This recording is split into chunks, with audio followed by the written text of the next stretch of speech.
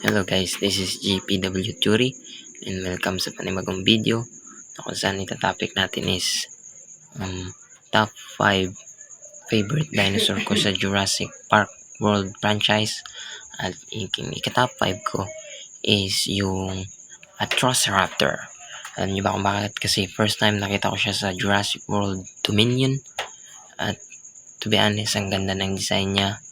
At ika-apat, yung Velociraptor, na gustong gusto ko talaga yung design ng Velociraptor kahit hindi accurate kasi napakatalino nila at sumusunod sila sa command like Owen Grady have. And number 3, yung Indoraptor. Ang Indoraptor isa sa pinaka kinakakatakutang hybrid sa Fallen Kingdom. Napakaganda ng design, may black na pagka-gold at napaka-creepy ng scene nung ngumiti siya. Grabe, ang talino talaga ng Indoraptor.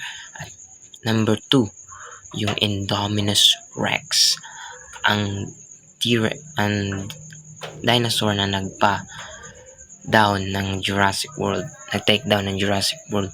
Hindi ko na kailangan ipaliwanag pa kasi lahat ng genes nasa kanya na. At number 1 sa ating listahan is ang my favorite, Tyrannosaurus Rex. Ang Tyrannosaurus Rex na si Rexy, hindi man siya hybrid, hindi man siya special na dinosaur, pero hindi siya umuurong sa lahat ng laban. At yun lang, maraming salamat and see you on the next video. Paalam!